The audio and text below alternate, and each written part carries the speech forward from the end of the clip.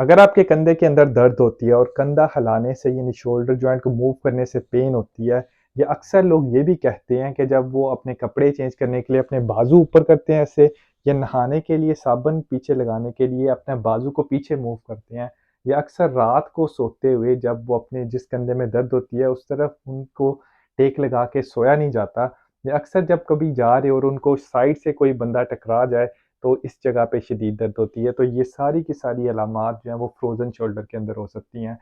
मेरा नाम डॉक्टर रेहान है और मैं यूके में एज़ अ डॉक्टर प्रैक्टिस कर रहा हूँ। फ्रोज़न शोल्डर बेसिकली एक ऐसी कंडीशन है जो कि मर्दों और ख़वातीन को अफ़ेक्ट कर सकती है उनकी मिडल एज के अंदर।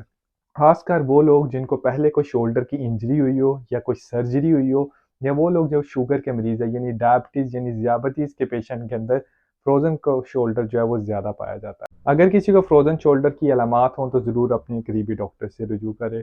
डॉक्टर से मशवरा करने के बाद आपका जो डायग्नोसिस है वो कन्फर्म हो जाएगा और फिर डॉक्टर डिस्कस करेगा कि क्या इसकी ट्रीटमेंट ऑप्शंस हैं, जिसमें पेन किलर्स आ जाते हैं, जिसमें सिंपल पैरासिटामोल और इसके अलावा एनसेड्स आ जाती हैं जैसे आइबुप्रोफन या नेप्रोक्सन। लेकिन ये वो अद्वियात हैं जो कि आपको डॉक्टर के मशवरे के बगैर नहीं लेनी चाहिए।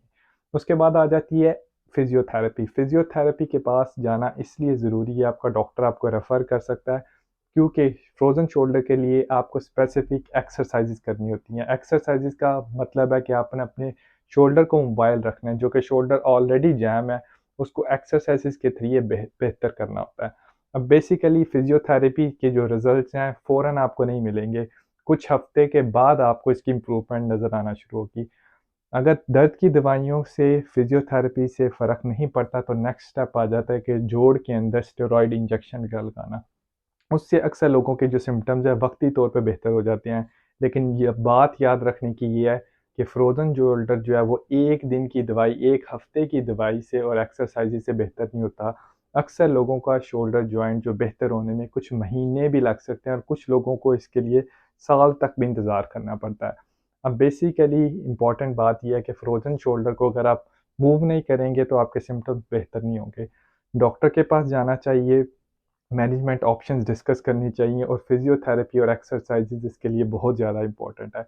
अगर इन सारी चीज़ों से फ़र्क नहीं पड़ता तो बाज़ औक़ात फिर आपको स्पेशलिस्ट के पास भी रेफ़र किया जा सकता है कि क्या इसके अंदर सर्जरी की गुंजाइश है कि नहीं। अगर आपको मेरी वीडियो अच्छी लगे तो ज़रूर दूसरे लोगों के साथ शेयर कीजिए और मेरे चैनल को फ़ॉलो कर लीजिए ताकि आपको ऐसी और एजुकेशनल वीडियोज़ ज़रूर मिलती रहें।